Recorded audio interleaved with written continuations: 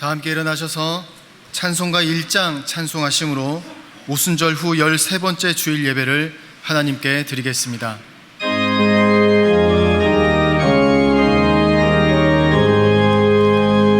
만복의 근원 하나님, 온 백성 찬송 드리고 저 천사여 찬송하세. 찬송 성부 성자 성령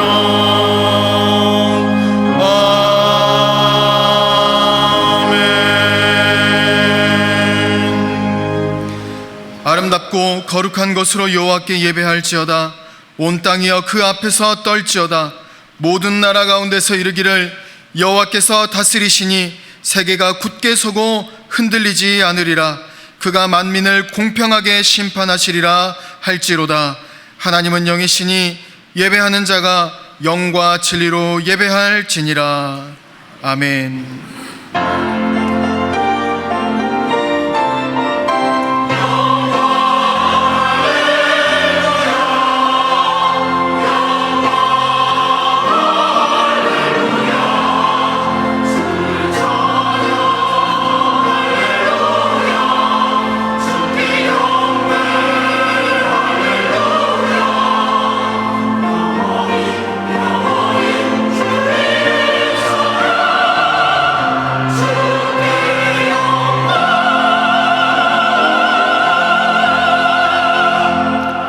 의인을 위하여 빛을 뿌리고 마음이 정직한 자를 위하여 기쁨을 뿌리시는 하나님, 주님께서 베풀어 주실 진리의 빛과 신령한 기쁨을 사모하며 저희가 예배를 드립니다.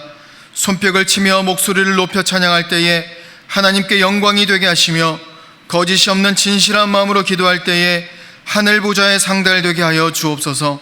성령님의 가르침을 따라 말씀을 받을 때에 우리의 심령이 새 힘을 얻게 하여 주옵소서. 예수님의 이름으로 기원하옵나이다. 아멘.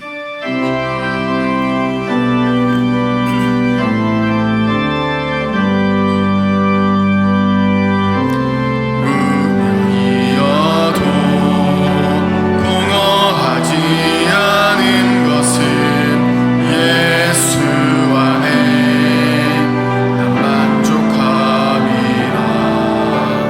가난하여도 부족하지 않은 것은 예수 안에 오직 나는 부요함이라. 고난 중에도 견뎌낼 수 있는 것은 주의 계획 믿기 때문이라. 실패하여도 일어설 수 있는 것은 예수 안에 오직 나는 승리함이라. 난 예수로 충만하네. 난 예수로 충만하네. 난 예수로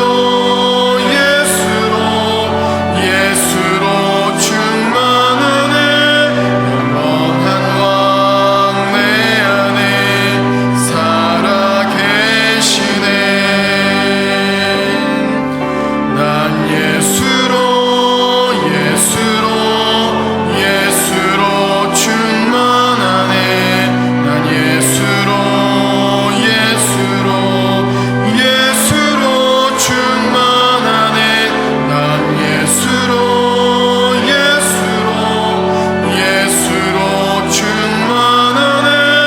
영원한 왕 내 안에 살아계시네.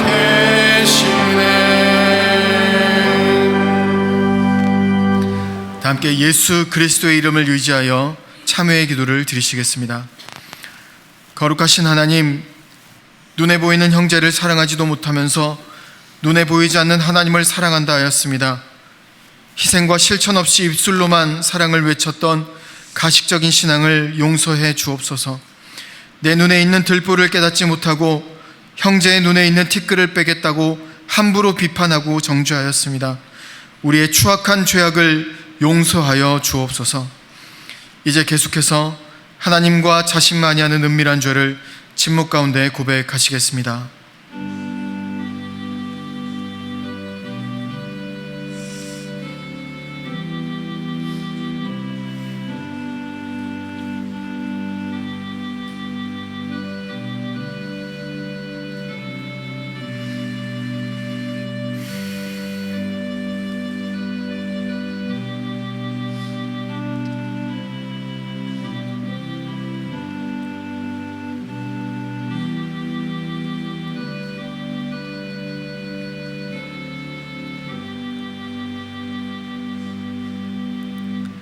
여기 하나님께서 우리에게 주신 용서의 말씀이 있습니다. 다시 우리를 불쌍히 여기셔서 우리의 죄악을 발로 밟으시고 우리의 모든 죄를 깊은 바다에 던지시리이다. 그러므로 이제 그리스도 예수 안에 있는 자에게는 결코 정죄함이 없느니라. 아멘. 다 함께 사도신경으로 우리의 신앙을 고백하시겠습니다. 나는 전능하신 아버지 하나님 천지의 창조주를 믿습니다. 나는 그의 유일하신 아들 우리 주 예수 그리스도를 믿습니다.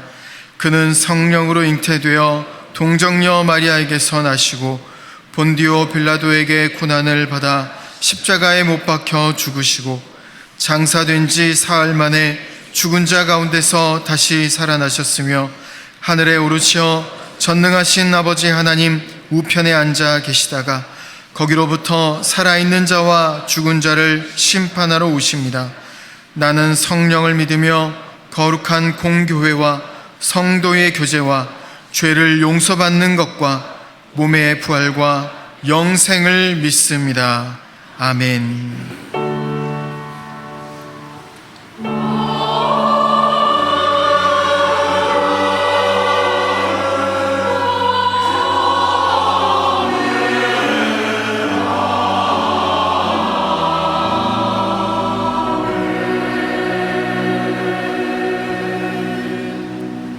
모두 자리에 앉으셔서 성시교도 가시겠습니다. 성시교독은 교독문 52번 시편 119편의 말씀입니다.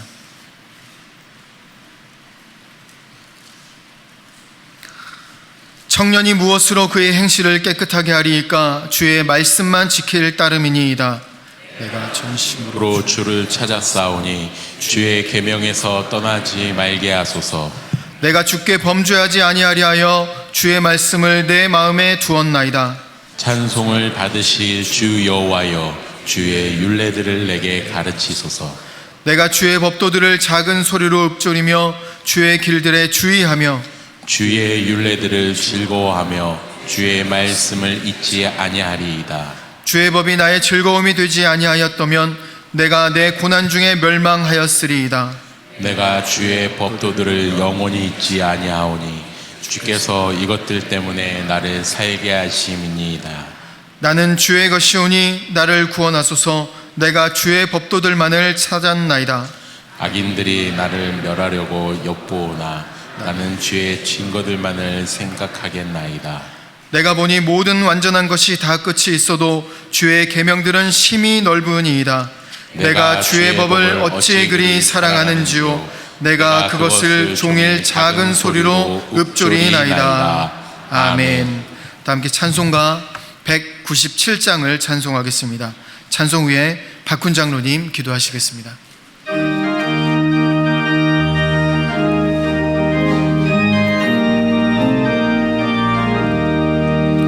은혜가 풍성한 하나님은 믿는 천 사람 한 사람 어제도 오늘도 언제든지 편찮고 보호해 주시네.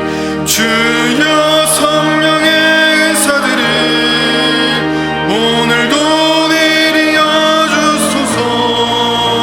성령의 뜨거운 불길로서 오늘도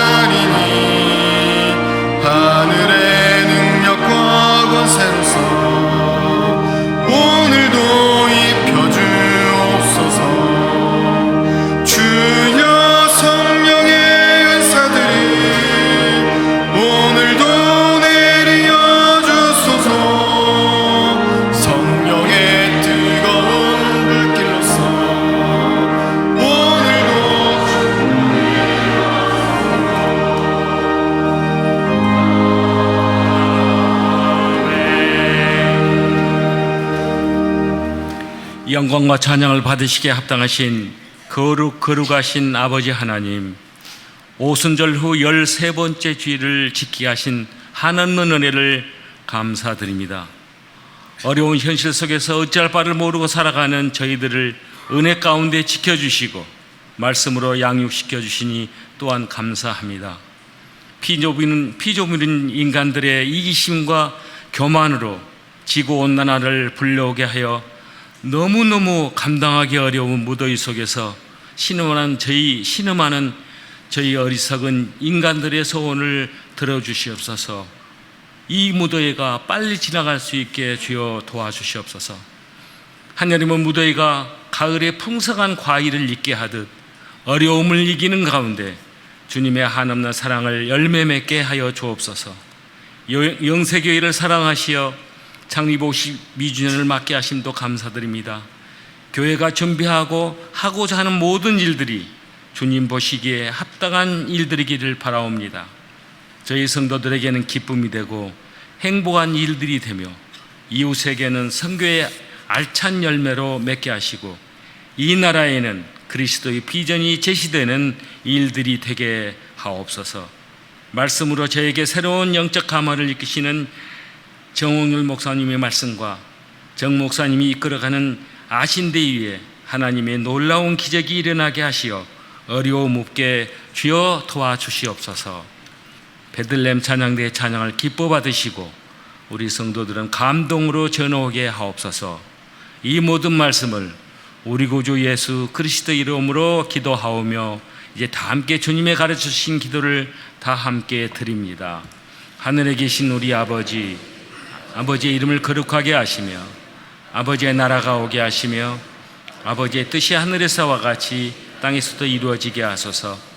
오늘 우리에게 일용할 양식을 주시고 우리가 우리에게 잘못한 사람을 용서해 준 것 같이 우리 죄를 용서하여 주시고 우리를 시험에 빠지지 않게 하시고 악에서 구하소서. 나라와 권능과 영광이 영원히 아버지의 것입니다. 아멘.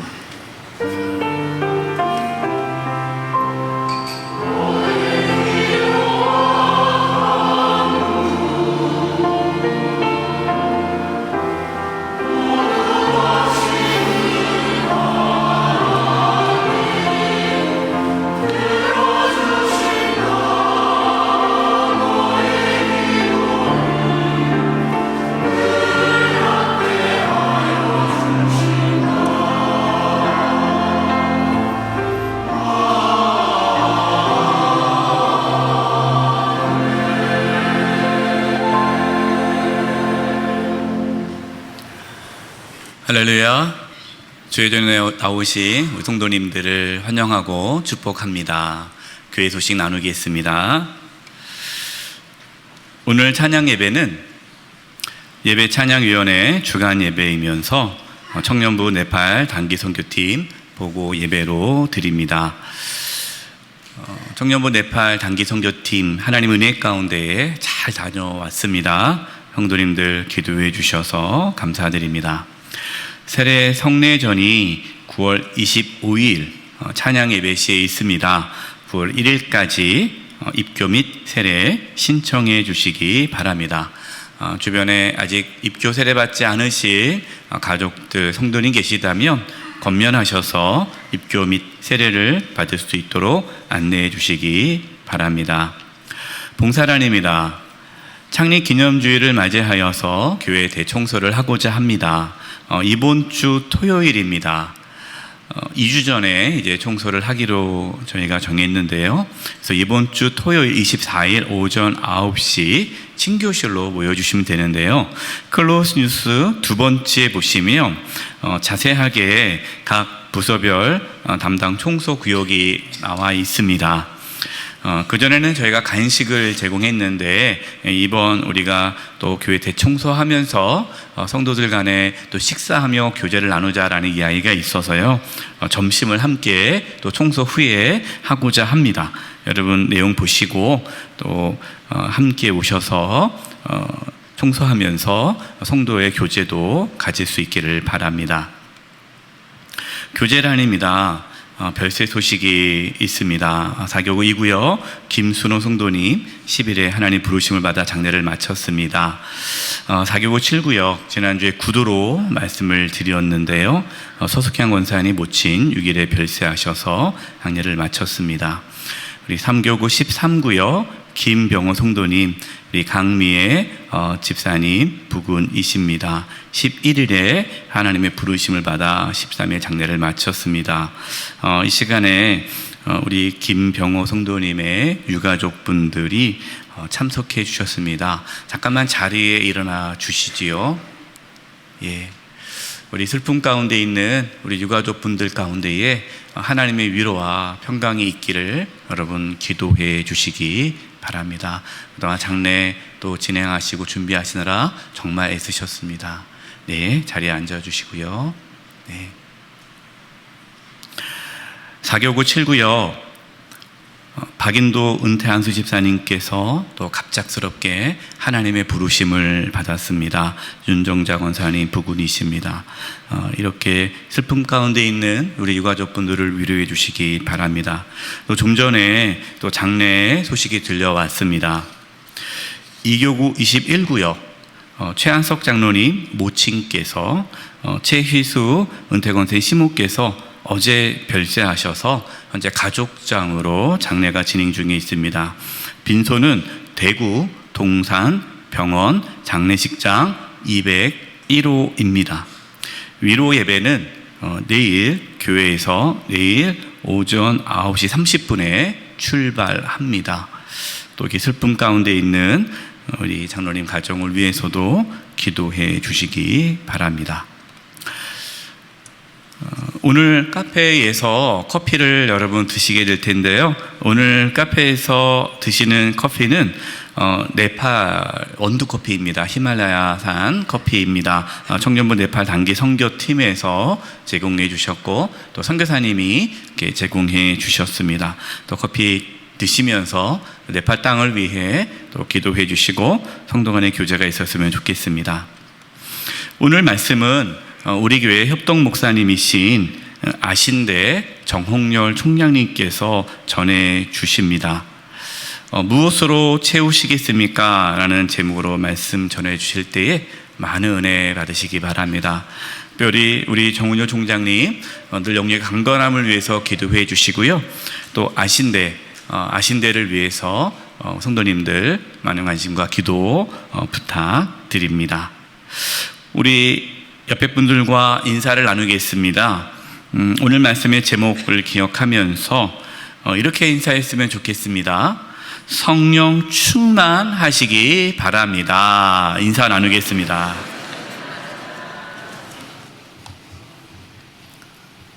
이번 주간을 위해 우리에게 주시는 하나님의 말씀은 신약성경 마태복음 4장 4절의 말씀입니다. 면수로는 신약 사면입니다. 마태복음 4장 4절의 하나님의 말씀을 봉독하겠습니다. 예수께서 대답하여 이르시되 기록하였으되 사람이 떡으로만 살 것이 아니요 하나님의 입으로부터 나오는 모든 말씀으로 살 것이라 하였느니라 하시니. 아멘.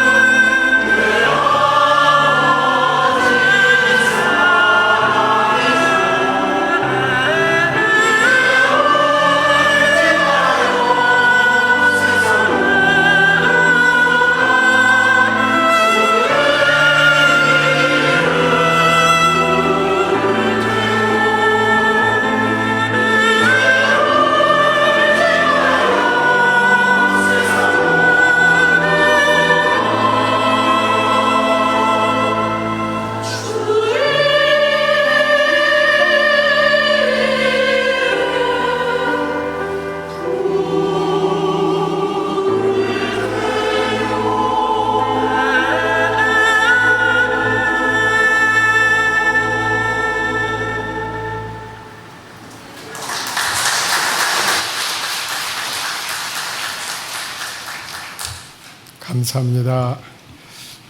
해금 맞죠? 해금이 곁들여져서 더 오늘의 찬양이 애절하게 다가온 것 같습니다. 제가 앞에서 보니까 따라 부르시는 분들도 계시고요. 또 잘못 본 건 아니겠죠. 눈물을 흘리시는 분들도 계신 것 같았습니다. 은혜 충만한 찬양이었습니다. 감사합니다. 네, 오늘 말씀의 제목은 무엇으로 채우시겠습니까? 입니다. 우리가 구약 성경에서 사람을 가리키는 몇 가지 단어들이 있습니다. 그 중에서 여러분 제일 잘 아시는 단어는 아마 아담이라고 하는 단어겠죠. 아담이라고 하는 단어는 아다마 해서 흙으로부터 인간이 지어졌다 해서 흙과 관련된 사람을 가리키는 단어가 있고요. 그 외에는 아마 여러분들이 잘 들어보시지 못한 단어들이 있어요. 근데 마치 대명사처럼 인간을 가리킬 때 그 어떤 그 관점, 다른 관점에 따라서 인간을 볼 때마다 그때마다 쓰는 단어들이 있어요. 그래서 만약 인간을 조금 초월적인 존재, 이렇게 막 손에 꽉 잡히지 않는 그런 영적인 특성을 나타낼 때는 인간을 향해서 루아흐라고 하는 단어를 썼고요. 또 아침 이슬처럼 이렇게 맺혔다가 해 뜨면 딱 사라지잖아요. 그래서 인간을 조금 허망한 존재, 네가 아무리 폼 잡아봤자 흔적 없이 사라질 그럴 존재가 인간이야 라는 어떤 메시지를 주고 싶을 때 인간을 가리키는 단어는 또 바사르라고 하는 단어를 썼어요. 오늘 여러분에게 소개해드릴 인간에 대한 또 하나의 표현은 네페시라고 하는 단어인데요. 이거는 여러 가지의 의미가 있어요. 일단은 네페시라고 하는 이 단어는 1차적인 뜻은 식도를 가리킵니다. 목구멍, 인간을 가리킬 때 어떤 신체의 한 부분을 통해서 그 인간을 표현했던 거예요. 그럼 여러분 목구멍 하면 뭐가 생각나세요? 뭐 음식을 먹고 뭐 숨을 쉬고 뭔가 이렇게 밖으로부터 받아들여야지만 되는 인간을 뜻하죠. 맞죠? 그러니까 인간을 표현할 때 무엇인가 채워져야 하는 존재, 다른 말로 말하면 끊임없이 필요로 하는 존재, 그런 어떤 인간의 특성을 나타내고자 할 때는 네페시라고 하는 단어를 썼어요. 이 네페시라고 하는 단어가 아주 극적으로 등장하는 본문이 창세기 2장 7절입니다. 하나님이 사람을 흙으로 지으시고 그 코에 생기를 훅 불어넣어 주시니 무엇이 됐다고 했죠? 생명이 되었다. 앞에 사람이 나왔고요, 뒤에 생명이 되었다라고 해요. 앞에 사람 할 때는 아담이 쓰여졌고요, 뒤에 생명이 될 때는 네페시 하야 해서 요즘 성경으로는 리빙 비잉이 되었다, 살아있는 존재가 되었다. 그때 네페시가 나옵니다. 또 하나 유명한 본문은 시편 42편 1절, 사슴이 시냇물을 찾기에 갈급함처럼 내 영혼이 주를 하나님을 찾기에 갈급합니다 할 때 그때 말하는 내 영혼, 이때도 네페시가 쓰여졌습니다. 그래서 네페시라고 하는 단어는 인간을 가리킬 때 아마 횟수로 치면 제일 많이 사용된 단어라고 볼 수 있습니다. 그런데 이 네페시는요, 비단 인간만을 가리키지 않고요, 모든 생명체를 가리킬 때도 똑같이 네페시를 썼어요. 그러니까 이거는 인간만 딱 썼던 게 아니라 생명체, 그러니까 짐승들을 가리킬 때도 짐승들을 향해서도 네페시라고 썼습니다. 그래서 사실 이게 조금 더 복잡하게 말씀드리면 이 네페시를 헬라어로 번역할 때 영혼이라고 번역을 했어요. 그렇기 때문에 시편 42편에 내 영혼이 주를 찾기에 갈급합니다라는 번역이 등장했는데, 원래 네페시라고 하는 단어는 영혼이라고 하는 뜻과는 전혀 무관한 단어입니다. 여러분, 목구멍이 어떻게 영혼과 같아요? 그죠? 그런데 이제 결론적으로 말하면 이 목구멍을 통해서 한 생명체를 가리켰기 때문에 그런 면에서 뭐 영혼과 한 바퀴 돌아서 연결이 된다 하면 할 수 있겠지만, 원래의 뜻은 히브리어에서는 그렇게 막 인간을 가리킬 때 헬라어처럼 추상적인 개념으로 인간을 말하지 않고요. 아주 구체적인 특징을 들어서 인간을 표현합니다.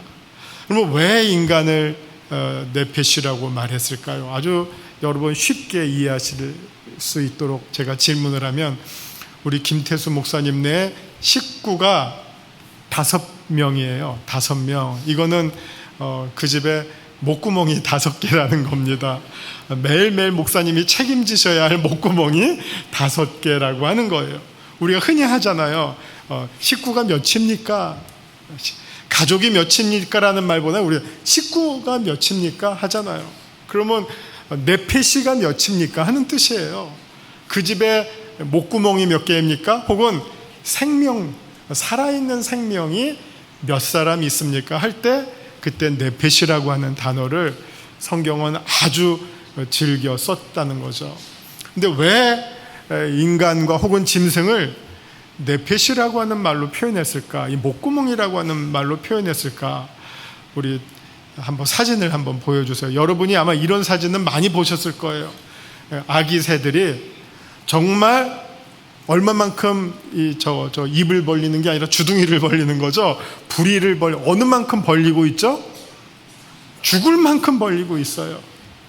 왜? 조금 벌리면 먹이가 들어오다가 빠지잖아요. 못 들어오잖아요. 저거를 있는 힘껏 벌려야지만 어떻게 되죠? 어미새가 물어다 주는 먹이를 먹고 살 수 있죠. 네페시를 표현하는 그림이 바로 저와 같은 그림입니다. 인간과 혹은 짐승을 왜 네페시라고 표현했는가? 짐승 포함해서 모든 생명체는 무엇인가 밖으로부터 먹어야지만 살 수 있는 존재예요. 이것과 전혀 반대되는 존재가 하나님이죠.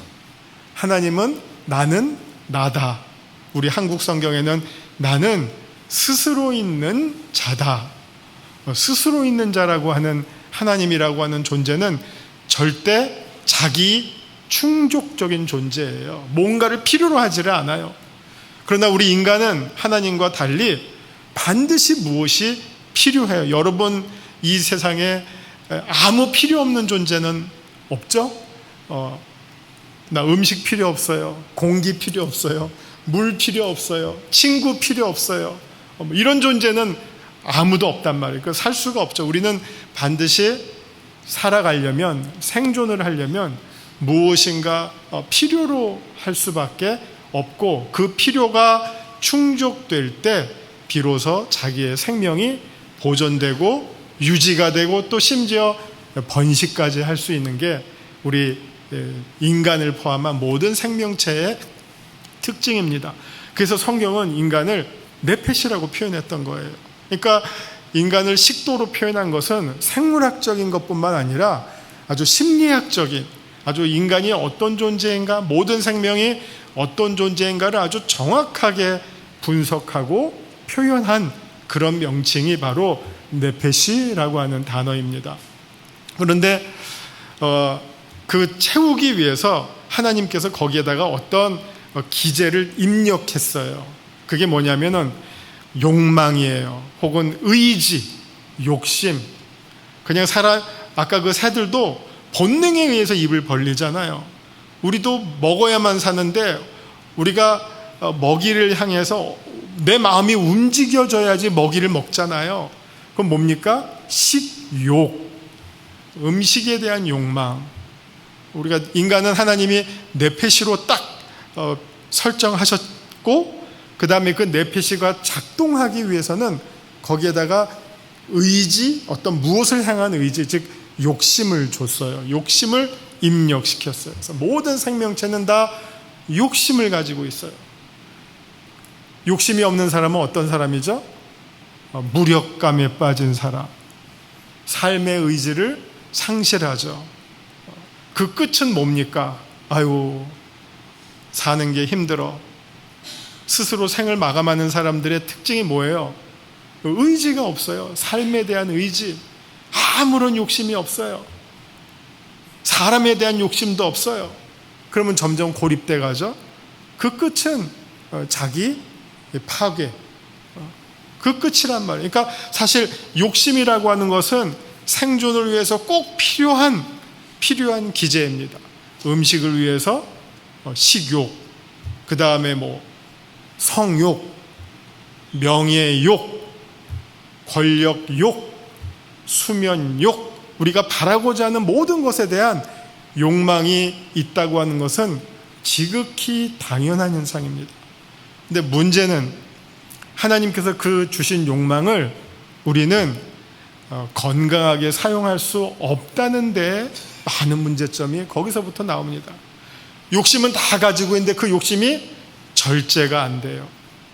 그 욕심을 언젠가는 내가 컨트롤을 해야 되는데 컨트롤이 안 돼요. 먹고 싶은 거 계속 먹으면 어떻게 되겠어요? 예. 살기 위해서 먹는 게 아니라 먹다 보니까 죽게 되는 거죠. 성욕도 마찬가지예요. 성욕 건강하게 가정 안에서는 너무나 아름답죠.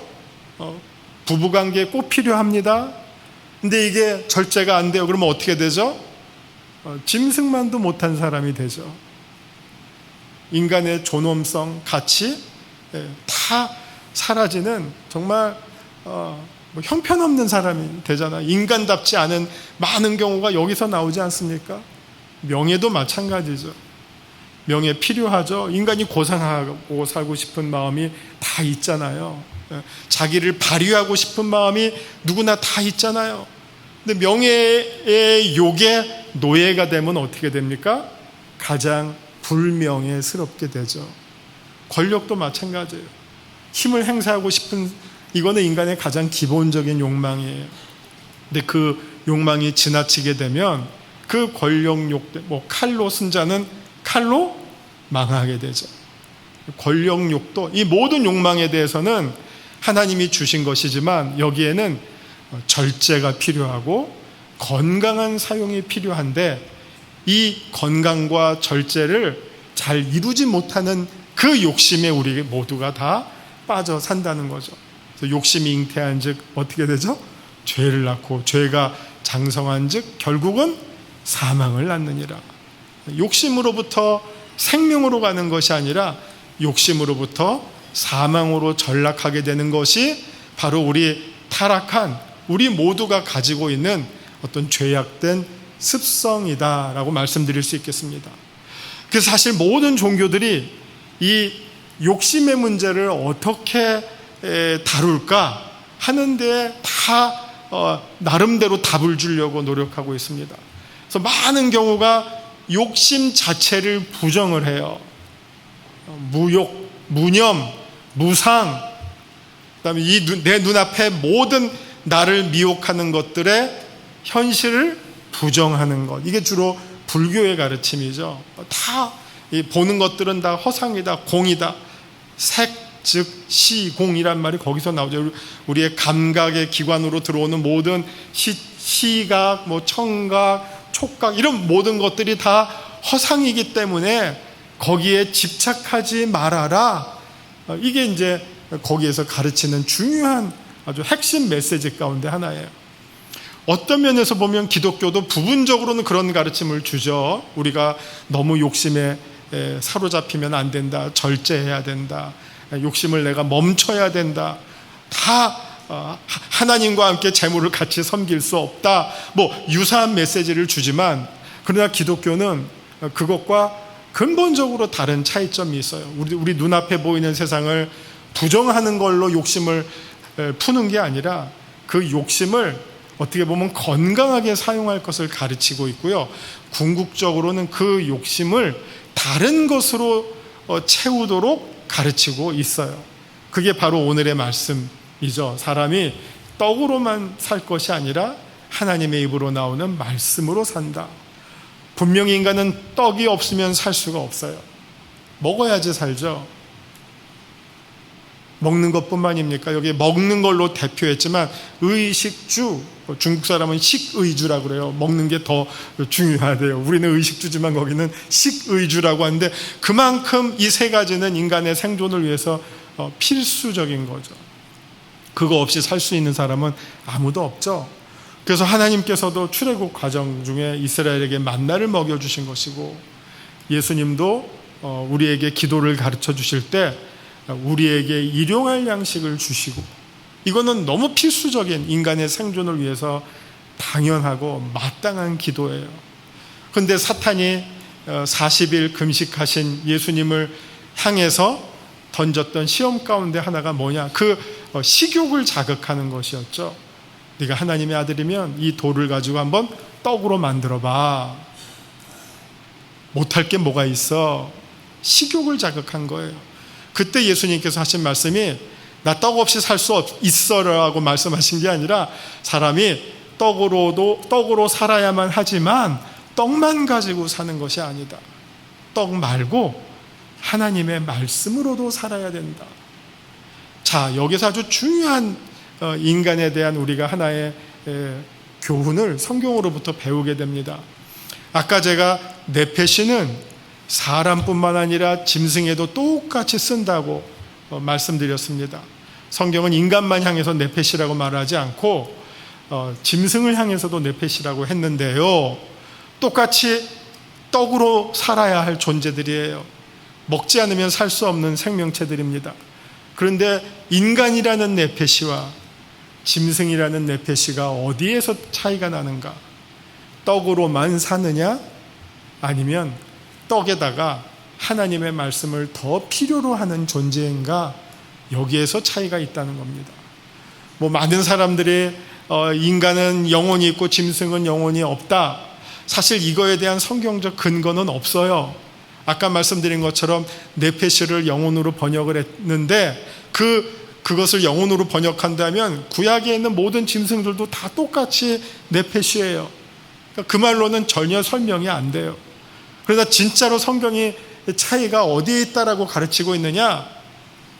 떡 그리고 말씀을 필요로 하는 존재이냐, 하나님의 말씀을 필요로 하는 존재이냐, 다른 말로 말하면 하나님의 말씀으로 채워져야 하는 존재이냐 아니냐에 따라서 인간이냐 짐승이냐, 거기에서 결정적인 차이가 난다고 하는 겁니다. 자, 어떤 사람들은 열심히 인간은 참 자기 어떤 채우고자 하는 욕망이 있다 그랬잖아요. 이것저것 열심히 채워요. 그런데 하나님의 말씀, 하나님으로부터 채우려고 아무런 관심이 없다면 그 사람은 겉모습은 인간이지만 실상은 짐승과 다를 게 하나도 없는 그런 인간이에요. 그러나 먹어야 사니까 먹지만 먹는 게 전부가 아니라고 생각하고, 입는 게 전부가 아니라고 생각하고, 사는 게 전부가 아니라고 생각하고, 적당히 절제하고 양보하고 하고 싶은 것들을 조금 내려놓고, 혹은 그거보다 뭐라고 말씀하시니까 먼저 그의 나라와 의의를 구하라. 그래야면 우리의 필요한 거 하나님 다 채워주신다.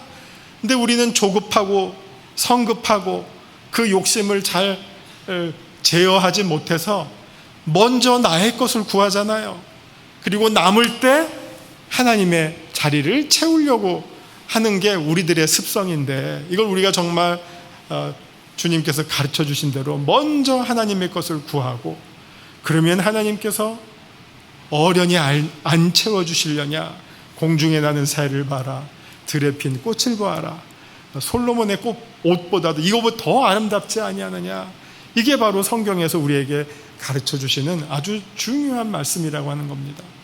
그것을 우리가 배우면서도 여전히 욕심에 사로잡혀서 세상의 것을 먼저 채우려고 노력한다면 우리는 아직까지도 짐승의 단계에서 크게 벗어나지 못한 그런 속물이 아니겠느냐, 짐승과 같은 네페시가 아니겠느냐, 그런 생각을 하게 됩니다.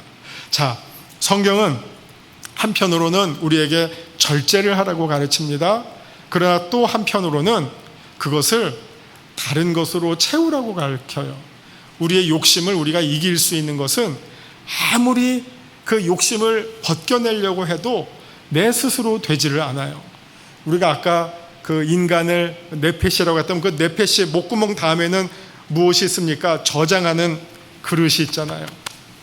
몸통이 있잖아요. 식도는 위로 연결이 되지 않습니까? 그릇으로 연결이 돼요. 우리 모든 인간들은 다 하나의 그릇이에요. 채워져야 하는 그릇이에요.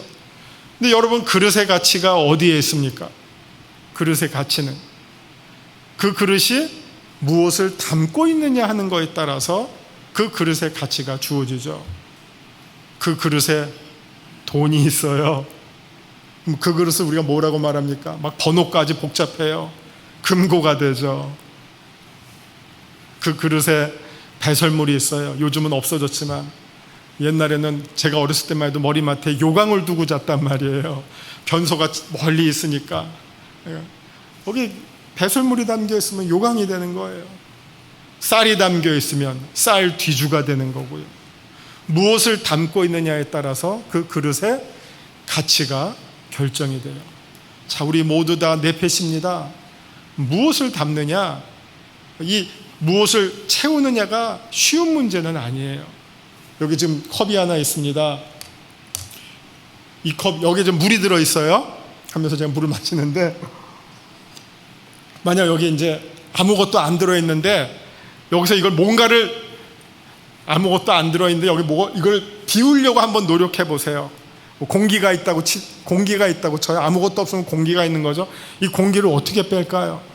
뭘로 집어내요? 아무리 했어도 그걸 집어낼 수가 없어요. 근데 집어낼 수 있는 길은 간단해요. 물을 부으면 돼요. 그렇죠. 물로 채워지는 순간 공기는 빠져나가게 되죠. 밀려나가게 되죠. 똑같죠. 우리라고 하는 그릇도 내 속에 온갖 욕심으로 가득 차 있어요. 그런데 그 욕심을 어떻게 한 방에 몰아낼 수 있을까요? 채우면 돼요. 하나님의 말씀으로 채우면 돼요. 그래서 예수님께서 사탄에게 주셨던 그 대답이 무엇이냐? 사람이 떡으로만 살 것이 아니라 하나님의 입으로 나오는 말씀으로 채우면 그 돌마저도 떡으로 만들고자 하는 그 정말 거절할 수 없는 그 욕망에는 온갖 것이 다 들어있죠. 식욕뿐만 아니라 권력욕, 명예욕 다 들어있어요. 이것만 하면 예수님 끝나요. 이분은 돌을 떡으로 만드신 분이다. 이스라엘이 안 따라올 자가 누가 있겠어요? 모든 힘이 예수님을 향해서 모여지겠죠. 이거는 예수님께서 물리치신 것은 식욕뿐만 아니라 명예욕, 권력욕, 이 세상에서 누릴 수 있는 모든 것들을 한 방에 물리치시면서 하셨던 말씀이 무엇이냐? 사람이 떡으로만 사는 것이 아니라 하나님의 입으로 나오는 말씀. 그러니까 말씀으로 우리의 빈 그릇을 채워야지만 살 수 있다는 말씀입니다. 우리가 살아가면서 우리가 아주 익숙한 내용들이 있어요. 우리가 성령 충만함을 받으라. 우리의 세상 욕심으로 가득 찬 우리의 이 그릇을 한 방에 바꿀 수 있는 길이 바로 성령 충만함입니다. 오늘 예배를 짜신 분들이 의도해서 짰는지는 모르겠지만 의도해서 짠 줄 믿습니다. 첫 번째 찬송이 충만이에요. 충만. 그 다음에 후렴에 뭐가 그렇게 계속 반복이 됐습니까? 예수로 충만하네. 너무 답은 간단해요. 이 나라고 하는 그릇, 온갖 어떻게 보면 다양하고 어떻게 때로는 지저분한 것 가득 차 있는 그릇을 한 번에 깨끗하게 소독할 수 있는 길, 내 그릇 용기를 바꿀 수 있는 방법이 무엇이냐? 예수로 충만하게 하면 되고, 성령으로 충만하게 하면 되고, 말씀으로 충만하게 하면 내 그릇의 가치가 바뀌게 되는 것이고 내가 바뀌게 된다는 겁니다. 너무 간단하잖아요.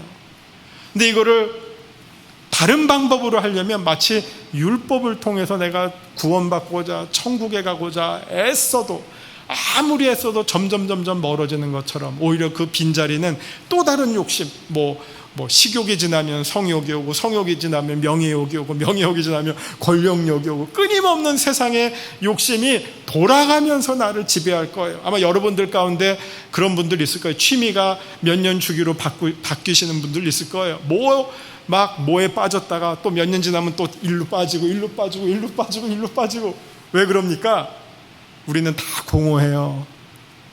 다 뭔가 허전해요. 그걸 다 채우고 싶어요. 그래서 그때는 요게 재밌어요. 이렇게 하면 채워져요. 그 다음번에 또 실증이 나요. 그러면 또 요게 채워져요. 채워지는 것 같아요. 그래서 여기로 넘어가고 여기로 넘어가고 여기로 계속 따라다니다가 내 인생 끝나는 거죠. 한 번도 만족한 때가 없는 것. 한 번도 살아가면서 내 인생이 충만합니다라는 생각을 해보지 못하고 늘 부족하면서 뭔가 결핍하고 공허한 삶으로 인생을 간다면 신앙이 주는 유익을 우리는 하나도 누릴 수 없다는 것이죠. 신앙이 주는 유익이 무엇입니까? 무엇으로 채우는 그 방법을 아는 거예요. 신앙이라고 하는 것은 하나님의 말씀으로 내 속을 채운다. 그럴 때 내가 충만한 삶을 살 수 있다.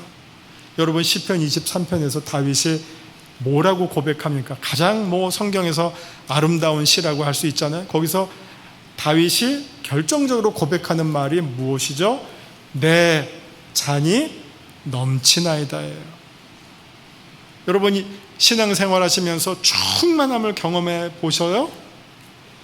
찬양을 드릴 때, 기도할 때, 말씀을 들을 때 내 속을 꽉 차오는 그 감격, 불덩어리 같은 게 내 속에서 가득 차서 정말 내가 어떻게 감당할 수 없는 그런 감동과 황홀함, 그런 충만함. 그 충만함이 언제 옵니까?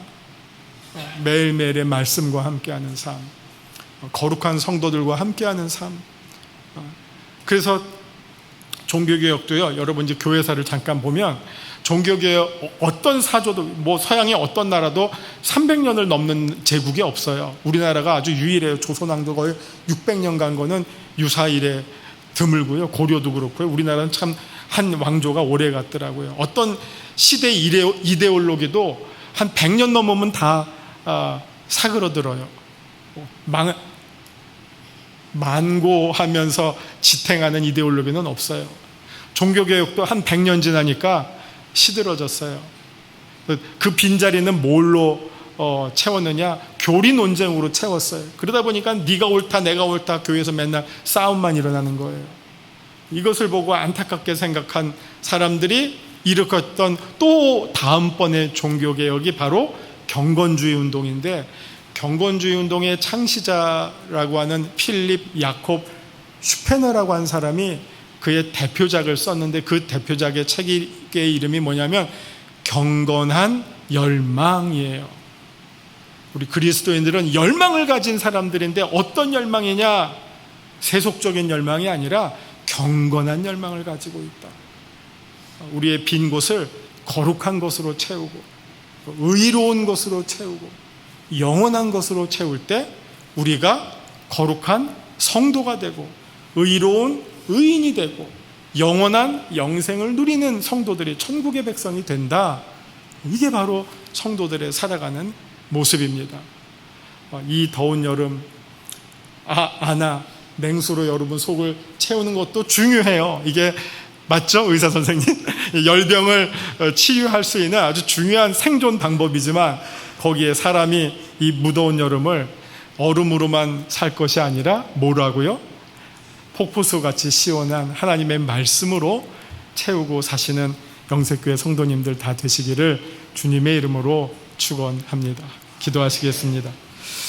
하나님, 이 무더운 여름을 살아가는 동안 참 지치고 힘이 빠지고 무기력해집니다. 그러나 우리 마음속에 정말 독수리의 하늘을 향한 날개침 같이 주님을 향한 뜨거운 열망이 다시금 샘솟게 하여 주시고, 우리의 빈자리 곳곳마다 하나님의 은혜로 충만하여져서 내 잔이 넘칩니다. 주님을 향하여 세상을 향하여 외칠 수 있는 우리 성도님들 다 되도록 하나님 이 시간에 은혜를 내려 주시옵소서. 주님의 은혜를 사모하는 자들에게 주님께서 풍성히 부어주실 줄 믿습니다. 예수님 이름으로 기도합니다. 아멘. 함께 찬송가 67장을 찬송하시겠습니다. 4절 찬송하시면서 하나님께 봉헌하겠습니다.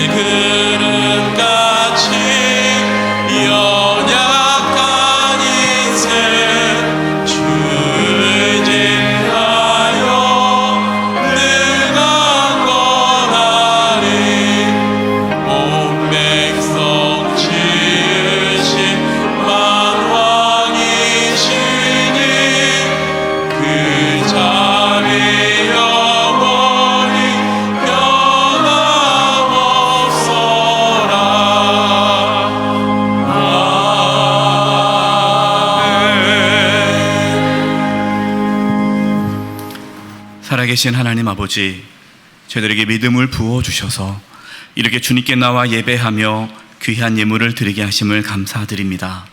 저희가 드리는 이 예물을 기뻐 받아주시고 하나님의 영광을 위하여 사용하여 주시옵소서. 무더운 날씨가 계속됩니다.